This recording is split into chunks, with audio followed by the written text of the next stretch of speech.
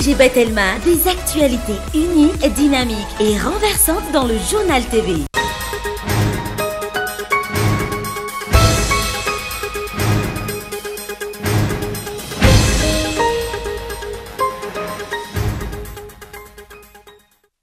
Efa maro ireo karazana taratasy misokatra nalefa tany amin'ny Andry Rajoelina sy ny Prime Ministre lehiben'ny gouvernemanta ka nitakina fiovana sy fandraisana fepetra manoloana ny kaboraraka sy ny fahalovana ary ny tsy fahaiza mitantana mambotry ny firenena malagasy. Hatrizay ka hatramin'izao tsy hita izay fiovana izay ary samy manao izay saim-patany. Tapaka nanomboka maly ary aritra 10 andro ny réseaux sociaux Maurice noho ilay raharaha misy mostasy fiparitahany oronapeo mahavoasaringotra mpanapa-kevitra politika maro. Tranga izay tseken'ny mpanohitra ao an-toerana ka voalaza ho kajy maloto amin'izao ankatoky ny fifidianana sy olo-bavam-bahoaka ho tanterahana ao an-toerana izao. Mety ho saziana ilay orinasa nahazo ny tsena amin'ny fanamboarana ilay Maison de la Vanille ao Antala hoy ny olo-bavam-bahoaka voafidy tao an-toerana.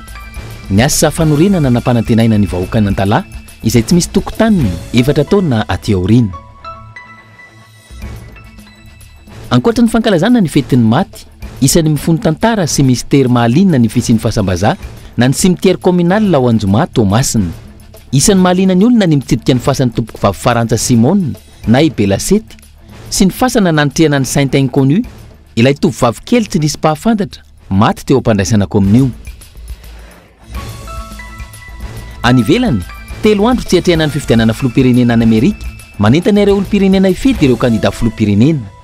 Nanamafy ny vina sy ny fampanantenana izay nataon'ireo kandida tamin'ity androany ity. Ny andinindin'ireo avy hatrany ary.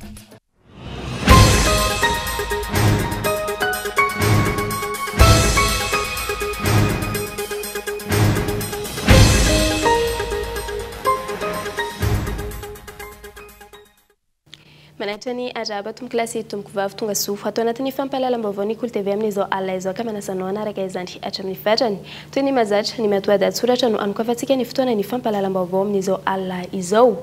Efa maro ireo karazana taratasy misokatra nalefa tany amin'ny Andry Rajoelina sy ny Prime Ministre lehiben'ny gouvernemanta ka nitakina fiovana sy fandraisana fanapa-kevitra manoloana ny gaboraraka sy ny tsy fahaiza mitantana mambotry ny firenena malagasy amin'izao. Hatrizay ka hatramin'izao tsy hita izay fiovana izay ary samy manao izay saim-patany. Fanampanazavana. Raha manongila tsofina amin'ny resaky ny fiarahamonina ankehitriny, tsy misy afa-tsy fitarainana sy fahasorenana no eny hoy ireo olo-pirenena tsotra tsy miandany amin'ny firehan-kevitra politika na iza na iza. Madagasikara tsy maintsy mandroso ny teny filamatry ny fitondrana hatramin'ny fifidianana filoham-pirenena ny taona 2024. Iny fifidianana iny izay tsy asiana fanamarihana intsony ireo lesoka sy tsy fahatombanana rehetra nyseho tamin'izany fotoana.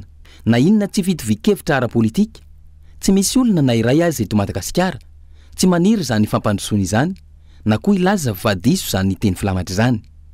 Saingy ny fanontaniana dia ny hoe ahoana sy raha oviana no tonga amin'izany fampandrosoana izany?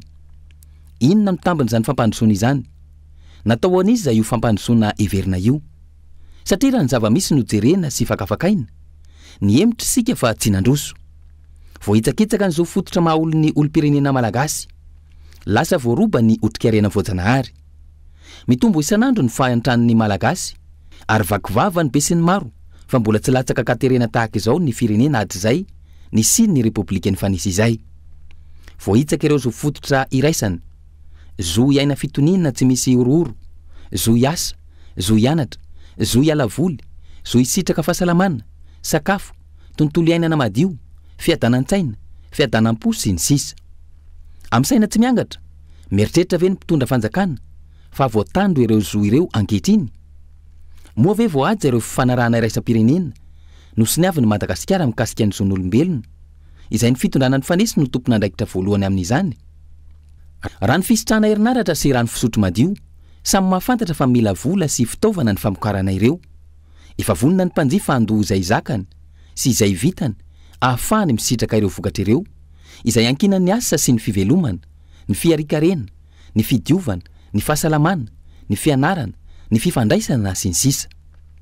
Fantatry ny rehetra ihany koa fa i Madagasikara dia manana loharanona angovo azo avaozina maro ka tsy tokony hankina samy rery amin'ny solika sy ny akora hafa afarana avy any ivelany.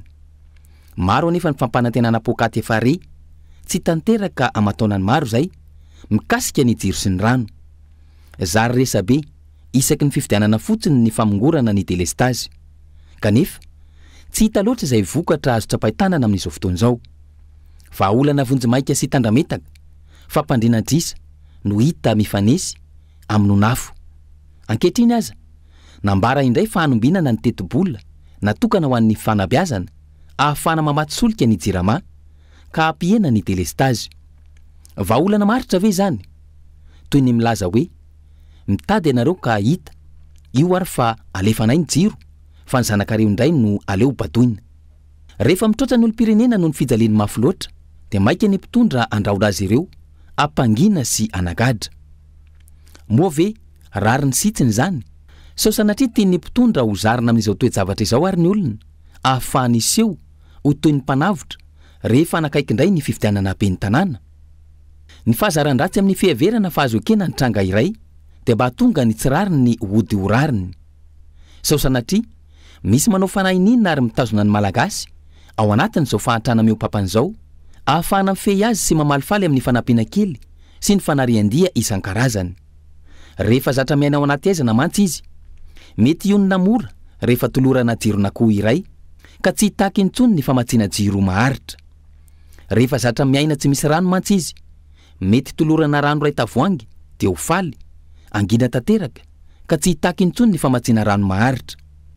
Izany ve ilay tanjona tiana hatongavana sanatria? Tsy ivona ihany, fa misy ireo tetikasa sahofika sy volobe, izay efa nivinavinaina nanomboka ny taona 4 tokony nanomboka tamin'ny taona 2012, fa nampiandrasina hatrany noho ny fiverenana teo amin'ny fifanarahana efa nisy, izay nampiala ny mpamatsy vola sasany. Ny tsy fanamboarana ny lalana makany Tsimiroro, amoahana Solitany, kanefa ny tetikasa autoroute irosona amin'izao fotoana, izay atao lara-pahamiana, dia manivatsy vahala sy valan-javaboary voaro, izay sy ny bendrano ny Madagasikara.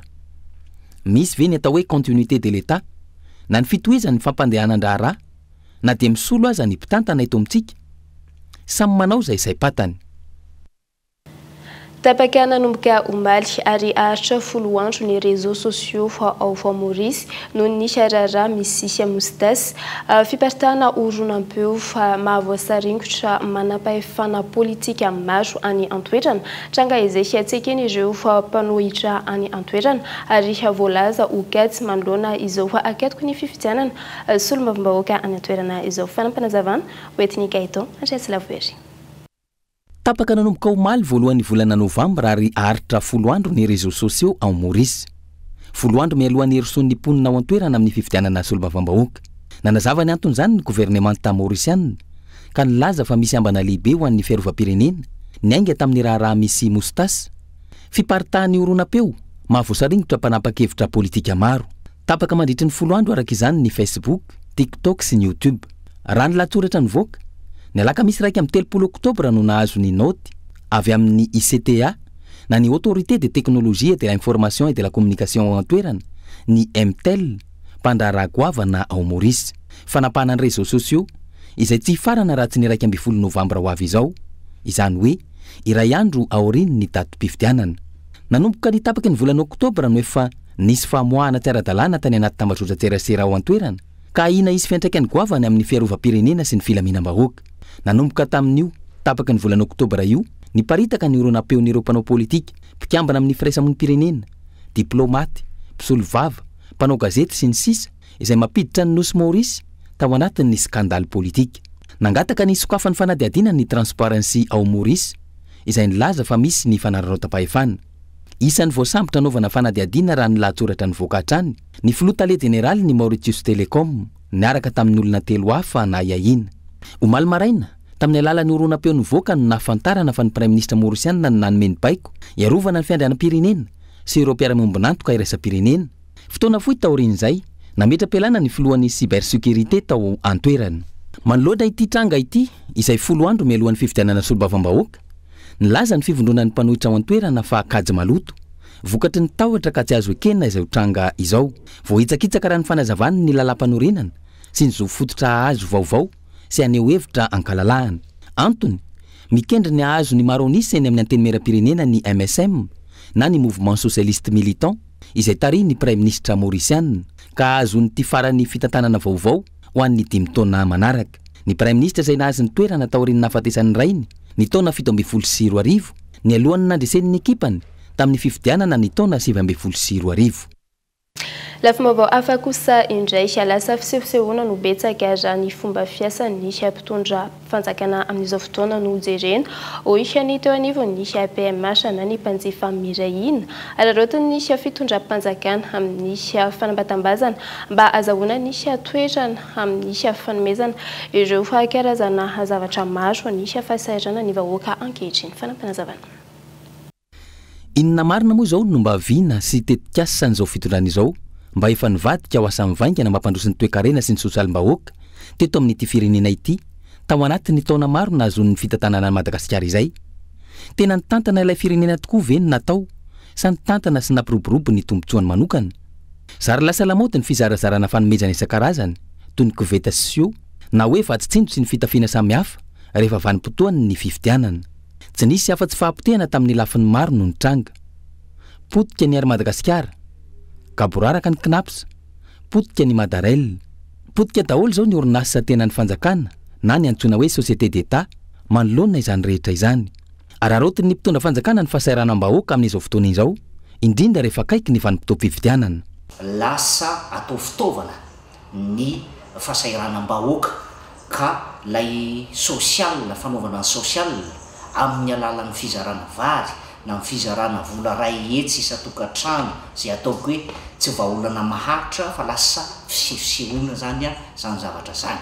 Raha izay faharoa milasa manararaotra ny fahasairana ny vahoaka mpanjifa malagasy zay mpandohetra ny zavatra misy satria ao anatin'ny vanim-potoana ny fifidianana ohatra zao dia fisaozahoana fisehosehoana zany ary mifakana ny fon'ny vahoaka amin'ny fizarana an'ireo zavatra zay ataontsika hoe tsy maharitra no zavatra ataon'ny gouvernement malagasy sy ny tompona andraikitra. Ankehitriny mangozozo ny jirama na dia miliara maro azy no efa lany taminy.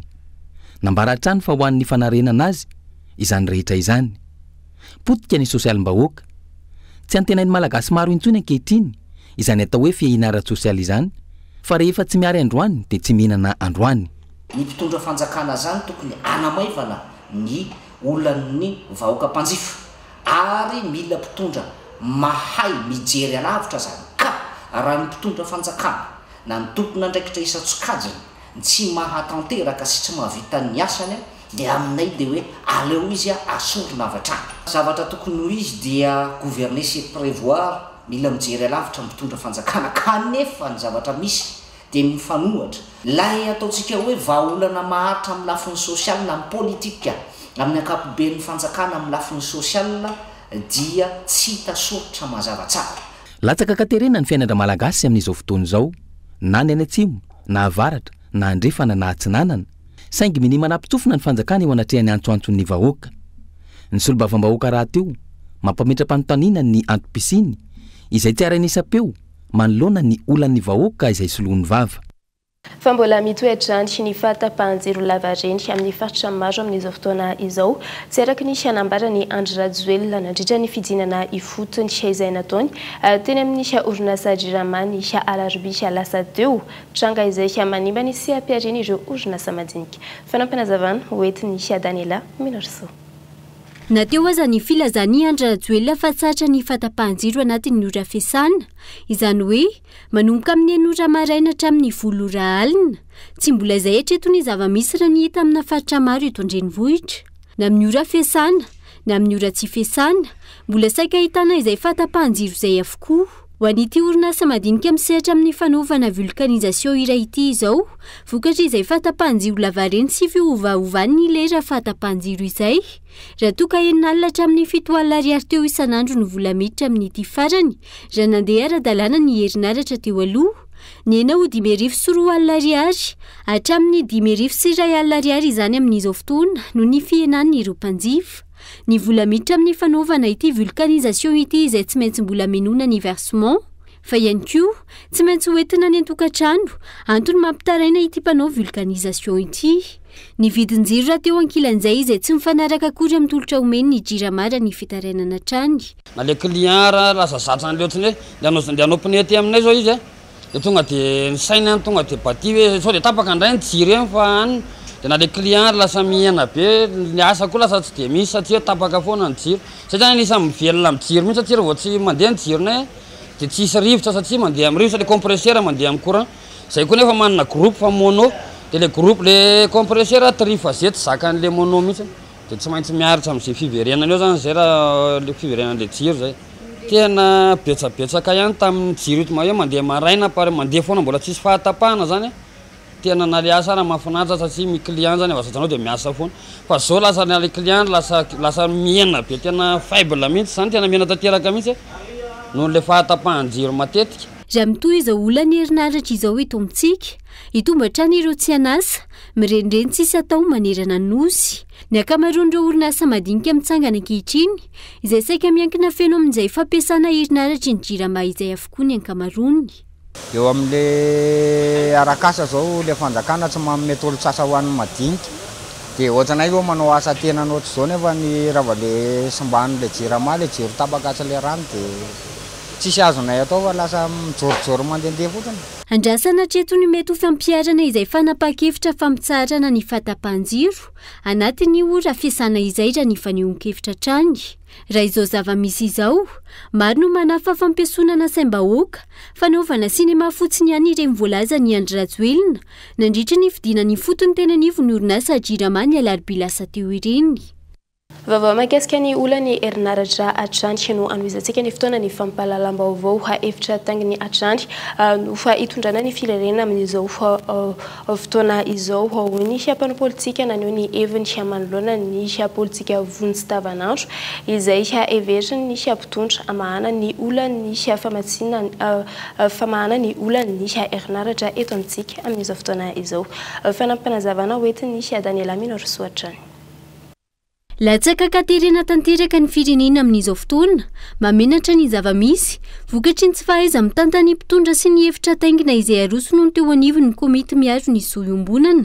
Io tsy fahaiza mitantany mpitondra io izay ny vahoaka mandinika ny mizaka ny vokany raha mahita ny fampotehany ireo siam-piarina ankehitriny ny vidanga ny vidim-piainana sy ny maro hafa raha ny fanazavana. Tsy misy hitsy everiko eto ambonin'ny tany angambana hoe renivohitra ohatran'izao no entina amin'ny alalana zavatra arkaika be zavatra ohatran'ny hoe fa lany lozan'ny toetrandro hoe hotonina amin'ny citerne sy ny zavatra ohatr'izany ny famatsin-drano nefa misy infrastructure mazava eto amin'ity Antananarivo ity raha tsy resaka fa tsy neto ka ho anay zao miferitetana azy ohatrany hoe tena débordé le fanjakana hoe tsy voafehiny intsony zany le zavatra misy eto de vokatra io zany tena le vahoaka no manefa zany eo anatrehan'izay resaka izay. Io moa zany tena raha tany aloha be tany ny jirama, ny knapsa, ny eramady no vola no fangalam-bola mba anefana ny karamam-piasa-panjakana raha misy fahatarana hoe tsy fampina tany amin'ny resaka fanangonan-ketra de amin'izao fotoan'izao reo orinasa rehetra reo visaka daholo de rariny loatra raha ohatra ka tena tsemboka alohan'ny heviko ohatran'io ty fitondram-panjakana ty tena hoe tena fahiram-bitsy zao amin'izao fotoan'izao anatin'le fitantanana rahantsika zay misy eto amin'ny ankehitriny zao. Rehefa hita fa tsy mahomby tokony ametra-pialana vetrany mpitondra fanjakana ankehitriny sy ireo ekipany mba tsy hampitombo indray izao olana efa misy eto amin'ny firenena izao. Olana eto amintsika saikaiky namanamana trano ho any indrena tompona ndraikitra iray eto amin'ny firenena tsy mahagaga raha izao ny zava-misy ho hiatrany ny fanehoan-kevitra. Samy tsy mahavoa daholo olona kinamanamana daholo no mitendritendrena amin'ireny zavatra ireny de tsy manana vina mihitsy mba hoe ampandrosoana le zavatra zay tantaniny ohatra ny jirama io na io eramady io na io resaka knapsy io kinamanamana daholo mba afaka naritsarina ny zavatra zay tsy manjary rehetra natao tao anatin'ny vanim-potoana zay ihany ka de tokony rehefa tsy mahomby raha de tokony soloina ary rehefa tsy mahasolo an'izay kokoa le tsy voasolo konkoa zany le ministre de mety prime ministre mihitsy zany no tokony asiana resaka hoe mbola io ve mbola tokony hotazonina ao anatin'izay toejavatra zay tena fa mamaivay mampijanona ny fiainam-bahoaka toy izao. Raha izao zava-misy izao, ny fitondrana mijoro ankehitriny no azo heverina ho fototry ny olana mahatonga ny fiainam-pirenena tsy handeha amin'ny loniny. Mila vahaolana maika izany, indritra ny famahana ny olana ara-tsosialy ny mponina ho hiatrany ny fanehoan-kevitra. Manoloana ny tsy fanarahana-dalàna misy ao amin'ny distrika ny Mananara avaratra namoaka fanambarana miaraka ireo fa kandida ben'ny tanàna sy mpanolontsaina ny tanàna avy amin'ny antoko politika ivelan'ny mpitondra fanjakana sy azo ekena ny fomba fiasan'ny lehibe ny distrika maniry ireo fa sy fokotany ampandany sy ifity ny kandida mpanjakana. Fanampanazavana. Tsy azo ekena ny fanaovan'ny lehibe ny distrika ny fitetezana ireo commune atao anatin'ny distrika izay miendrika fampelezan-kevitra sy fanohanana sahady ireo izay lazaina fa kandida miaraka amin'ny antokony mpitondra. Faharoa, voararany lalana velona amin'ny feny fifidianana ny fampiasana ny fitaovam-panjakana amin'ny fanaovana fampelezan-kevitra mialoha na mandritry ny propaganda ary mandritry ny fifidianana ka tsy azo ekena ny fandikan-dalàna ataon'ireo solon-tenam-panjakana ity ifotony. Fahatelo, miendrika fampelezan-kevitra ny asa ataon'ny lehibe ny distrika aty Mananaravaratra amin'izao fotoana izao izay manery ny lehibe ny fokotany sy ny vahoaka any amin'ny commune anaovany fitsidiana mba hampandany sy hifidy ny kandida mpanjakana ary mampihorohoro ireo vahoaka fa tsy hisitraka famatsia-mbola na subvention avy amin'ny fanjakana ireo commune izay mifidy ireo kandida hafa ivelan'ny antokony mpitondra. Fahaefatra, mampihorohoro ny vahoaka ihany koa ny solon-tena mpanjakana sy ny solom-bava-bahoaka hifidy ireo kandida avy amin'ny lokony mpitondra ka izay vahoaka na commune tsy mahalany ny kandida atolotry ny mpitondra dia hitafesana amin'ny fikarakarana antonta-taratasy eny amin'ny bureau mpanjakana. Farany, izay kandida ivelany antoko mpitondrana dia mitondra ny vahoaka ny Mananaravaratra mba tsy hanaiky ny fampihorohoroana ataony ireo tompony andraiky mpanjakana ety an-toerana ary hanaja ny safidy ny tsirairay amin'ny fifidianana ben'ny tanàna sy mpanolontsain'ny tanàna ho avy io. Fehiny, miantso ny tompony andraikitra isan-tokony ihany koa mba hanaja ny lalana velona eto amin'ny tany sy ny firenena indrindra fa ny lalana mifehy ny fifidianana mba hitoviany rehetra ka tsy hisy tombo sy ala. Lafim-baovao hafa kosa indray mety hosaziana ilay orinasa nahazo ny tsena amin'ny fanamboarana ilay maison de la vanille ao Antala hoy ny solombavam-bahoaka voafidy tany an-toerana ny asa fanorenana izay hanampanantenana ny vahoaka ny Antala izay tsy misy tokotany efa taona aty aoriana. Fanampanazavana. Ny volana septambra 2024 no napetraka tao Antala ny vato fototra ananganana ny maison de la vanille tany an-toerana. Voalaza tamin'izany fa irotsaka an-tsehatra ifanometanana amin'ireo mpikirakira lavanila rehetra tsy misy fanavahana Iandry Rajoelina ampiroboroboana io sehatra io. 4 taona aty aoriana tsy mbola nisy tokotany ny fananganana ny fotodrafitrasa ary voalaza indray ankehitriny fa tsy maintsy hovaina ny orinasa nahazo ny tsena ary mety hisy sazy omena azy. Le any baka le entreprise nanao azy fa niteny fa vita fa zay mahita izy fa tsy vita de iny motatry napetraka ny premier ministre de tsy maintsy agnara-maso zay ankaiky de ankaiky ny premier ministre mety hisy sazy mihitsy ahazo le entreprise araka ny fahalalako azy. Ankoatr'izay, isan'ny olana tamin'ny asa fanorenana natao ihany koa ny tsy fisiany continuité de l'État. Rehefa niova ny ministra, tsy nisy toyny ny fanaraha-maso ny fitohizan'ny asa natao.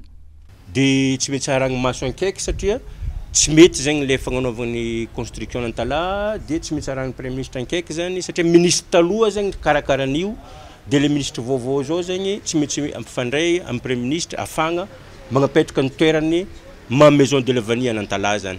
Ny 17 oktobra lasa teo tsy ahivana no natao fanaovan-tsony teo amin'ny masoivo frantsay sy ny fivondrona n'ireo mpanondrana la vanille eto Madagasikara amin'ny fananganana maison de la vanille eto Antananarivo. Ao ireo milaza fa hanampiana bebe kokoa ny fampahafantarana ny sehatra ny la vanille eto Madagasikara io maison de la vanille atsangana eto Antananarivo io. Ao kosa ireo milaza ankilan'izay fa tsy antenaina intsony vola very sy fotoana lany fotsiny nametrahana izany ao Antala. Ary misy ihany koa ireo nanamafy fa ny masoivo frantsay no andray an-tanana ny mivantana ny asa fanorenana io maison de la vanille io amin'ny toerana izay nosafidiny dia ny eto Antananarivo no ny fahitana fa nijanona teo amin'ny fisehosehoana sy ny fampanantenana fotsiny ihany ilay nataony Andry Rajoelina tao Antalaha ny taona 2024. Dia izay lafy mbovao izay tompoko kilasy tompoko vavy no entsika misy endrika kely ato anatin'ireto doka-varotra ireto aoriana izay no hiditra amin'ny tapany faharoa ny fampahalalam-baovao isika. Ndawary.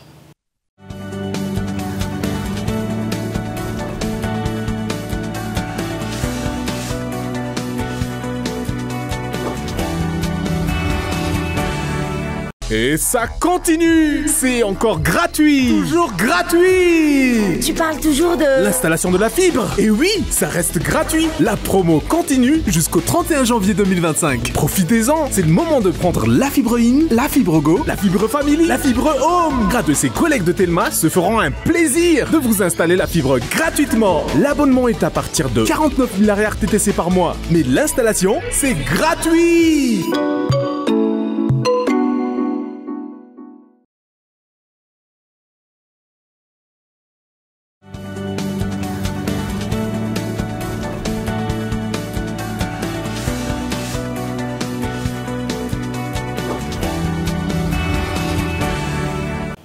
Tabaverina indray eto amin'ny fotoana ny fampahalalam-baovao isika mamerina ny arahaba tompoko kilasy tompoko vavy mitombo isa indray ireo ingénieur navita fampiofanana teo anivon'ny ISSTM ka isan'izany ny diplôme licence sy ny diplôme master ny ISSTM na ny Institut supérieur des sciences ny technologie de Mahajanga dia miavaka amin'ny sehatra ny fampiofanana mahakasika ny teknolojia eo anivon'ny université Mahajanga. Fanampanazavana.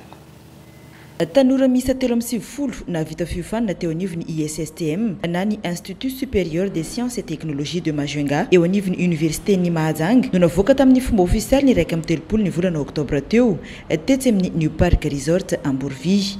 Ny mampiavaka ny ISSTM dia noho izy misehatra amin'ny tontolo ny teknolojia. Zay domaine ny teknolojia ny ingénierie zay zany no isehara-ny ISSTM. Ary zay indrindra no mampiavaka azy satria amin'izao fotoana zao rahantsika mahalala fa io resaka ingénierie io dia fanohitra ho ny fampandrosoana eto amin'ny firenentsika ty. Ireo mpianatra ireo dia mpianatra manana ny fahaiza-manao, ao ny technicien supérieur manana ny licence ary ao ny master ingénieur manana ny diplôme na master mazava ho azy. Mitsinjara amin'ny parcours maro samy hafa izy ireo ary avy amin'ny mention izay miisa 3 dia ny mention sciences et techniques du numérique et physique appliquée, ny mention sciences et technologies des génies civils ary ny mention sciences et technologies industrielles. Ireo mpianatra zay navoaka ireo dia manana ny traikefa afaka hiatrika avy hatrany ny tontolo ny asa. Mpianatra andiany 10 ny salotra ny anarana indray mihira fenitra no nahazo ny diplôme licence teto. Raha toa ka ny andiany 2 misalotra ny anarana miranga kosa no nahazo ny diplôme master. Mpampianatra efa matianina avokoa no mizara ny traikefany amin'ireo mpianatra ao amin'ny ISSTM ka afa-po tanteraka ireto mpianatra ireto. Amin'izao vaninandro iainantsika zao miroborobo eny lafin'ny teknolojia dia izay nahatonga zany safidy ingénieur informatique parcours génie logiciel. Nahazo ny master ingénieur androany dia mahafinaritra ny fampianarana. Ny mpampianatra koa tena manampy dia manampy, tena mahafinaritra. Entana ny mpianatra rehetra izay maniry teny fianarana mahakasika ny teknolojia, génie informatique ao amin'ny ISSTM tena mahafapo e. Marobe ny parcours ao, génie civil, misy bâtiment, misy génie industriel, BDB. J'ai choisi de suivre la filière génie électronique informatique. C'est parce que d'abord, actuellement, la technologie est très bien avancée, surtout du côté de la robotique, des IA et tout ça. Et le parcours génie électronique informatique nous propose d'étudier non seulement l'informatique, ce qui veut dire qu'elle nous oriente vers les IA et la programmation, et aussi sur l'électronique, donc la robotique et tout ce qui va avec. Telo ambin'ny folo taona izay no nisy ISSTM teo anivon'ny université ny Mahajanga ary mpianatra manodidina ny 400 zay no efa nivoaka teto ary miavaka hatrany ny mpianatry ny ISSTM eny anivon'ny asa amin'izao fotoana izao noho izy ireo no tezaina araky ny slogan ny ISSTM honnêteté, discipline, excellence. Niala tao fa toliara ny aso any Morondava ny maraina teo fa ireo fa club 41 Toamasina ho fanatanterahana ny Ataka Haute-Caire andiany fahatelo fanampanazavana. Anio maraina no niala teto toliara ny club 41 Toamasina iazo any Morondava mandritra ny herinandro ho fanatanterahana ny Ataka Haute-Caire andiany fahatelo. Natao izany ho fanampina ireo olona tsy ampy rano any amin'ny faritra atsimo raha ny fanazavana. Ataka Haute-Caire zany dia fitambarana zavatra anankiroa bisikleta sy fanampina ny olona tsy ampy rano any amin'ny atsimo. Zany hoe zay zany dia fikambanana ty bisikleta club 41 Toamasina de zavatra ataonay amin'ny resaka bisikleta zany de mantaingina bisikleta zay mba anangonana vola anapina ny olona ny atsimo amin'ny tsy fampina rano. Ke zany zao édition fahatelo ny 2024 ty zay misy ny mianga eto Tuliara hatramin'ny Morondava 524 km zany total n'ity étape atao mianga androany ty mianga eto Tuliara de manatena zany zay fa afaka herinandro ke tonga any Morondava manao dingana anakenina mandra tonga Morondava. Droany zany somary mifitomboany de mianga zay eto Tuliara ateo Mangily de rapito zay lahady 3 novembre mianga eo Mangily atrany Befandrina Sud de raha afaka pitso ndray zany zay amin'ny latsinainy mianga eo Befandrina Sud atrany Manja de aveo Manja zay mianga makany Belo sur Mer de aveo Belo sur Mer zay mamonjy amin'ny Morondava de farany indrindra zany de aveo Morondava manao verina manao mandrosy verina makany amin'ny allée de Baobab. Niavaka ity andiany fahatelo ity raha oharina amin'ny andiany roa lasa fa nitombo isan'ny mpandray anjara amin'ny ankapobeny ary nitombo ihany koa ny isan'ny vehivavy nandray anjara. Mampiavaka an'ity édition ray ity de nitombo ny isan'ny mpandray anjara ary nitombo ny isan'ny vehivavy mandray anjara. Amin'ity édition ity zany misy 12 zay no mandeha mandray anjara amin'ny partie bisikleta zany. 12 mizara 7 lehilahy de 4 vehivavy. Raha tamin'ny édition taloha zany voalohany lehilahy daholo anankiroa fotsiny zareo. Ny édition faharoa 9 mpandray anjara vehivavy anankiray.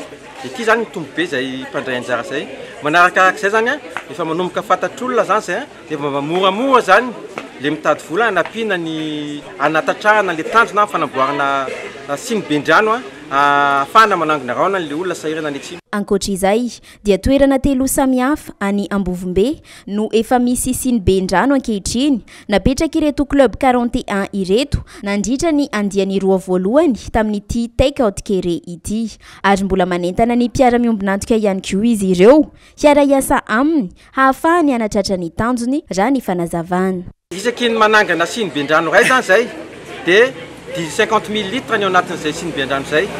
De amin'izao fotoana zay fa telo ny vita zany hoe fa manana 150 000 litres siny bendrano zany amin'ny toerana samihafa any Ambovombe izy nefa vita amin'izao fotoana de voalohany tao Atsingivolahy tena commune ambany vohatra be mihitsy zany izy io de ny faharoa zany tao Ankile Miavotsa natao tamin'ny herintaona de ny fahatelo tao Ankile Mamy tamin'ny herintaona ihany koa. Ny tanjona amin'ity taona ity zany de manateny zay fanampian'ny mpiara-miombonantoka manampy anay amin'izy ity de mba vita efatra fa io miankina amin'izay vola voatratra ihany fa nefa mahazo atokisana zany amin'izao fotoana de efa misy roa zany aloha ny vola eo ampelantanana fa mbola manateny zay fa mbola hoavy ny mpiara-miombonantoka hafa anampy anay anantona anay. Raha tsy ivina moa dia niala tao Toamasina nakany Faradofay ny andiany voalohany tamin'ity Ataka Haute-Caire ity ny taona 2024 raha toka niala tao Faradofay nakaty Toliara ny andiany faharoa tamin'ny taona 2022.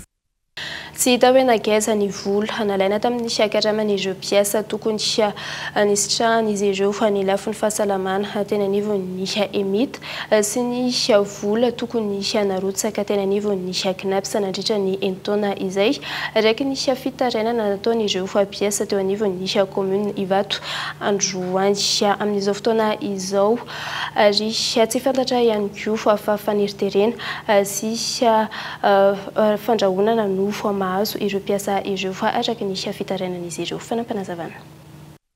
Mivoatra sy mihamafana amin'izao fotoana ny fitakiana ireo piasa eny anivon'ny commune Ivato mba hipetrahany mangarahara sy ny tombontsoana izy ireo izay tsy nositranina nandritra ny taona maro.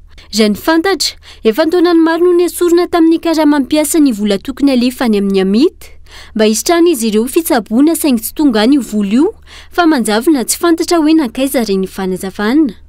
Tsara ho fantatra moa zany a fanandritry ny teo amin'ny enitaona teo zany zay a no tsy nisitraka an'io amity io zany hoe miala ao anatin'ny karama nefa le izy a fa saingy tsy misitraka an'io zay ka rehefa misy marary zay dia samy mianto tena any amin'ny dokotera zay andehanany ary reo ankizy voary moa zany a nampiasa majinika zay tsy manana fahefamividy amin'izany dia miaina paracetamol angamba filaza azy aloha zay hitahita eny an-tsena eny a sasany moa dia mandry fitiny zarany sasany ary moa matiny sasany dia samy miala eny fa tsy mahazo mininina akory. Tsy tonga any amin'ny knapsa ihany koa ny latsakempoka alohan'ireo mpiasa ankamaro ireo izay efa misotro ronono no miala maina. Manaraka zany ny resaka knaps rehefa nijerevana le izy moa zany a dia tena efatry ny ela le izy nefa tsy nisy an'io zavatra io nirotsaka atao amin'ny kitapom-bolan'ny knaps zany hoe zay tokony ho arotsaka any amin'ny knaps zany le izy tsy hoe nangala arina izy le izy a fa mbola veliko ihany zay tsy manendrikendrika ny olona hoe nangalatra izy nanangalana izy fa araky ny filazany tao amin'ny tipiky hoe io sisy sorabola zay ny filazany fa tsy narotsaka ry zareo tao anatin'ny knapsa le izy tsy narotsaka ry zareo zany any amin'ny knapsa le vola tsy hiandry retrety zay akory voanao an'izany fa efa nahita ireo olona teo alohanay zay lasa retrety dia tsy nisitraka izany amin'izao zay mahazo fandrahonana nefa hoe te andeha retrety anganareo ngamba anjaranareo mpitondra fanjakana mamaly an'izany tompo. Na mafisy ny solotena ny mpiasa trany fanjakany faneriterena sy antsojay ireto mpiasa ireto raha maneho ny fitakiana sahala amin'izao ary misy aza ireo tapaka karama rehefa milaza ny marary azy antony anaovan'izy ireo antsoavo amin'ireo tompony andraikimpanjakana. Lafa vaovao hafa kosa indray ny fananganana trano mahaleo tena no irosony ireo architecte mpanangana trano ankehitriny raha ny fanadihadiana natao trano mahaleo tena izay tsy mila herinaratra firy fa izy ireo ihany no mamokatra ny herinaratra izay ilainy ialana amin'ny olany famatsiana jiro eto amintsika amin'izao fanampanazavana. Miavaka ary azo trantrahana tsara ny toetrandro eto Madagasikara azo atao araka izany any manangana trano mahaleo tena tsy miankina amin'ny herinaratra vokarin'ny orinasa Drirama sy ny maro hafa ihany koa.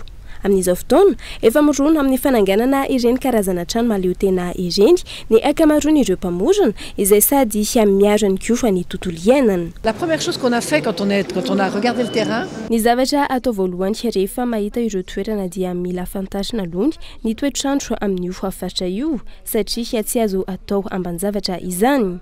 Ny toetrandro eto izay hafa mihitsy antony somary avo somary mibahana ihany koa ny rivotra ary misy ny masoandro dia mila jerevana avokoa izany rehetra izany amin'ny fametrahana trano mahaleo tena izay tsy mila herinaratra be amin'ny fampandehanana azy isan'ny tena jerena ihany koa ny fomba fananganana trano tany aloha. Et on a aussi beaucoup regardé l'architecture traditionnelle malgache. Efa mirona amin'ny fananganana fotodrafitrasa mifanaraka amin'ny fiovaovan'ny toetrandro sy mikajy ny tontolo iainana ireo injeniera ankehitriny ary efa maro ihany koa ny olona misafidy ny trano mahaleo tena. Ankoatra ny fankalazana ny fetiny maty isan'ny mifontantara sy misy tery mahalena ny mponina any antoerana any Toamasina ny fisiny fahasambazaha na ny cimetière communal Anjoma any Toamasina any izay isan'ny tsy diny ireo mponina fanampanazavana. Cimetière communal Anjoma na fahasambazaha no alalan'ny maro azy. Taorin'ny taona 770 no nanorenana ity fasana ity. Rehefa nakaton'ny mpitondra fanjakana teto toerana, ny fasana tao Analamangaazo tao Ampasimazava ary nafindra teto avokoa ireo arana rehetra. Intelo ny ovanarana izy ity raha ny tantara no zoina. Raikitra ho anarana tsy miala ao ambavany maro mandraka ankehitriny anefa ilay hoe fahasambazaha. Fahasambazaha ihany koa ny antson'ny mponiny Toamasina azy. Manana velarana 2 hectares 56 centiares. Zany hoe raha rectangle izy dia 320 mètres ny longueur, 80 mètres ny largeur. Ato anatin'ity fasana ity dia ahitana carré izay manomboka any amin'ny numéro 1 ka hatrany amin'ny numéro 17. Ny atao hoe carré zany dia le adresy amin'ilay toerana andevenan'olona. ao amin'ny carré numéro 10 no milevina i Farantsa Simone na i Belasety. Ao amin'ny carré numéro 15 no milevina i Saint Inconnu. Raha iverenana vetivety ny tantara rehefa nakatona ny fasany teny Analamangahazo teny Ampasimazava tamin'ny taona 1897 dia nivoaka ny décision portant règlement de voirie zay milaza amin'ny article 28 fa il est ouvert un cimetière en dehors de la ville entre Manangareza, Ranonandrina et les casernes de milice. Nakatony zany lay fasana tany amin'ny Analamangahazo Ampasimazava dia nisokafana tamin'ny fomba official lay fasana teto nanomboka tamin'ny 1897. Ny anarany tamin'izay fotoan'izay dia cimetière de Tamatave. Tamin'ny taona 1920 ndray lay cimetière de Tamatave dia nantsona hoe cimetière européen de Tamatave. Io le hoe fasambaza. Tamin'ny taona 1960 kosa rehefa nahazo fahaleovatena dia nantsona hoe cimetière communal Anjoma. Notenenina mihitsy izy hoe communal Anjoma mba anavahana azy amin'ilay cimetière communal Manangareza. Razana samy manana ny fiaveny avy amin'ny lafy nosy sy maneran-tany no milevina eto. Isan'ny fasana be mpitsidika indrindra ankoatra ny an'ny tompoko vavy Farantsa Simone na i Belasety ny fasana nanetrehana ny Saint Inconnu. Ilay tovavy kely tsy nisy pahalala maty teo ampandraisana kominio. Nalevina tao amin'ny fasana Analamangahazo Ampasimazava izy ity tamin'izany fotoana izany. Ny taona 1790 no nisy nahatsikaritra fa mbola tsy simba ilay razana. Ny fasany Saint Inconnu eto amin'ny carré numéro 15 eto amin'ny cimetière communal Anjoma Tomasina. Isan'ny toerana angatahan'ny mponiny Tomasina fahasoavana. Ka reo mahazo fahasoavana dia manatitra labozy, manatitra chapelet, manatitra voninkazo. Fa iza moa lay Saint Inconnu. Raha ny fanadidina Ambava dia i Saint Inconnu dia tovavy kely maty teo ampandraisana communion. Nalevina izy teny amin'ny fasana Analamangahazo eny Ampasimazava.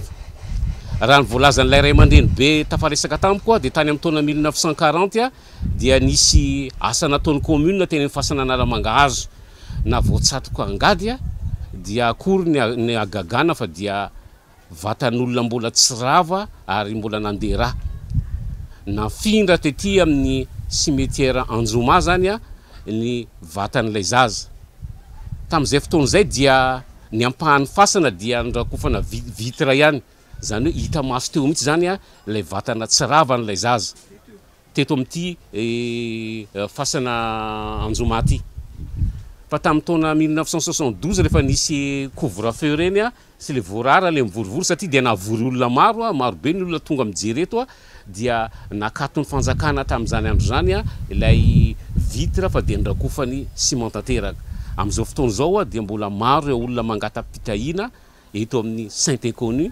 Amin'ny maha Inconnu zany dia tsy fantatra ny anarany, tsy fantatra ny mombamomba azy fa dia fanadidinam-bava no nafantarana zany rehetra zany. Raha nitahirikevitra efa tany amin'ny taona 1970 no efa nanamarika ny fetin'ny maty ny mpitondra fanjakana tetỳ an-toerana tamin'ny alalan'ireo solotena mpanjakana sy miaramila. Tany amin'ny fasana Analamangahazo Ampasimazava no nanatanterahana izany fahiny ka fanaterana fehezam-boninkazo no fomba fanao isaky ny 2 ny volana Novambra tahaka amin'izao fotoana izao io. Dia izay indray tompoko lasy tompoko vavy no azonay natolotra taminao tany ity ala ity siangasitrana fenanao tany atokatrano tany nanaraka izany hatramin'ny farany veloma tompoko.